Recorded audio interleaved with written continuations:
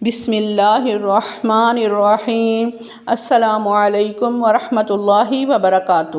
اپنے اعمال کی قبولیت کے لیے درود پاک کے کسی بھی صیغے کے ورد کو اپنا معمول بنا لیں۔ انشاءاللہ نہ صرف آپ کے اعمال اللہ کی بارگاہ میں قبول ہوں گے بلکہ دونوں جہاں کی برکتیں اور رحمتیں نصیب ہوں گی۔ اللہم صلی علی سیدنا و مولانا محمد معدن الجود والکرم و آلہ وبارک وسلم۔ وظائف ہب آفیشیل میں خوش آمدید۔ دعا ہے کہ اللہ تعالیٰ تمام سننے اور پڑھنے والوں کی جھولیاں اپنی رحمت سے بھر دے۔ صدقہ جاریہ سمجھ کر ویڈیو شیئر کیجیے۔ ہو سکتا ہے کہ آپ کے ویڈیو شیئر کرنے سے اگر کسی اور مسلمان کی مشکل آسان ہو گئی تو آپ کی مشکل اللہ تعالیٰ ضرور آسان کر دے گا۔ ہمارا آج کا موضوع ذکر اللہ کی فضیلت دوسرا حصہ ہے۔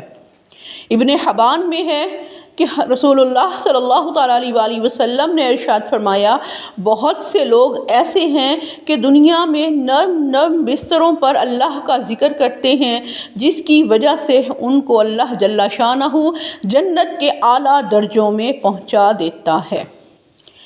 طبرانی میں یہ روایت منقول ہے کہ اللہ کے نبی صلی اللہ تعالیٰ علیہ وآلہ وسلم نے فرمایا، اگر کسی شخص کے پاس بہت سارے درہم ہوں اور وہ ان کو تقسیم کر رہا ہو اور دوسرا شخص ذکر اللہ میں مشغول ہو تو ذکر کرنے والا زیادہ افضل ہے۔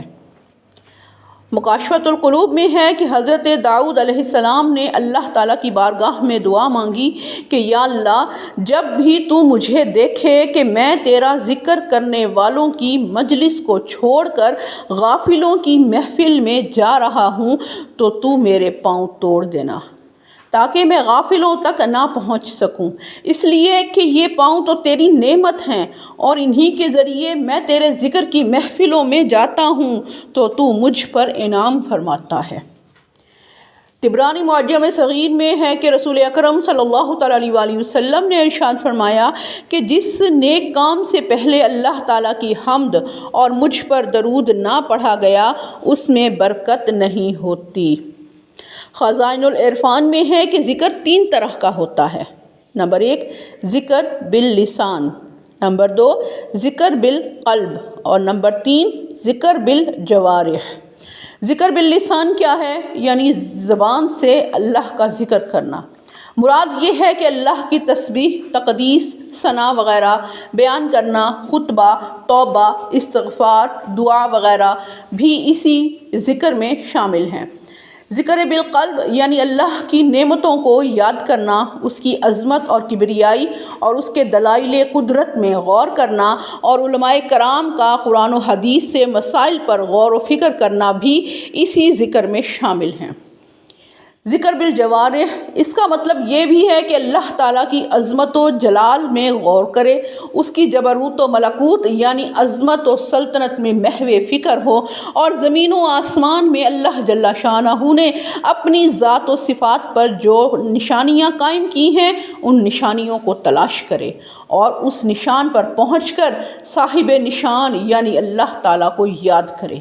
مثلاً درندوں کی چیرہ دستی، اس کو دیکھے تو ان کی قوت و ہیبت کو دیکھ کر اللہ کے قہر و غضب کو یاد کرے اور اولاد پر ماں کی شفقت کو دیکھ کر اللہ تعالیٰ کی رحمت کو یاد کرے اور بلند و بالا پہاڑوں کو دیکھ کر اللہ تعالیٰ کی عظمت و ہیبت کو یاد کرے، وسیع و محیط آسمانوں کو دیکھ کر اللہ کی کبریائی کو یاد کرے۔ حسن حسین میں روایت ہے کہ جب آدمی سونے کے لیے اپنے بستر پر آتا ہے تو فوراً فرشتہ اور شیطان اس کے پاس آتے ہیں۔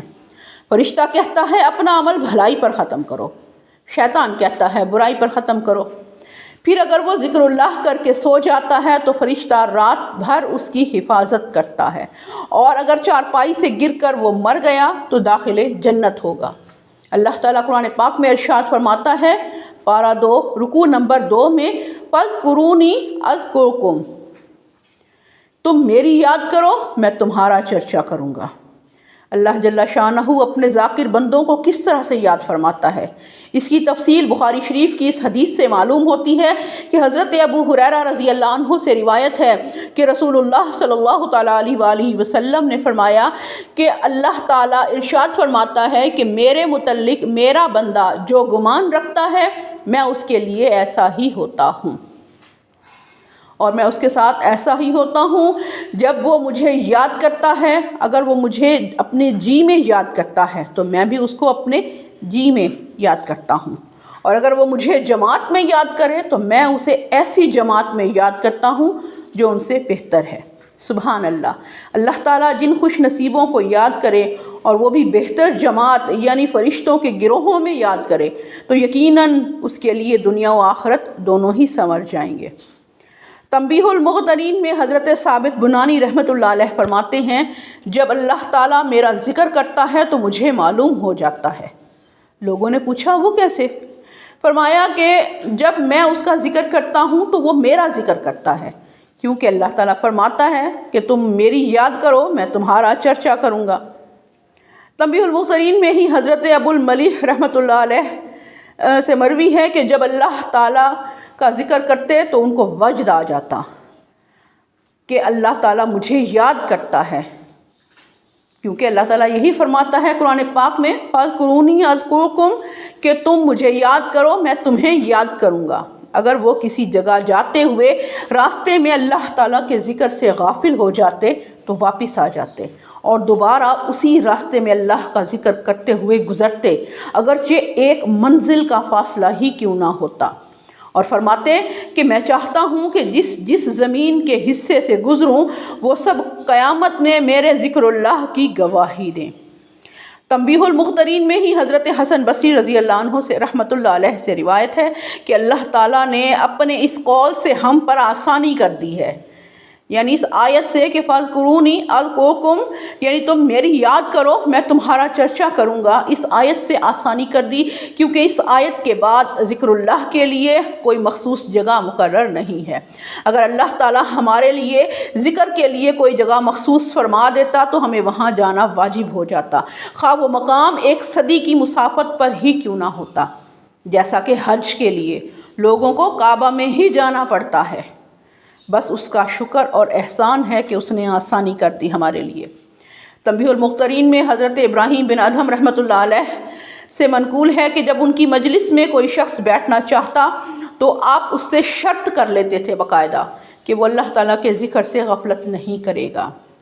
اللہ تبارک و تعالیٰ ہمیں بھی اپنا ذکر کثرت سے کرنے کی توفیق عطا فرمائے۔ اللہ کے ذکر کے فضائل موضوع جاری ہے۔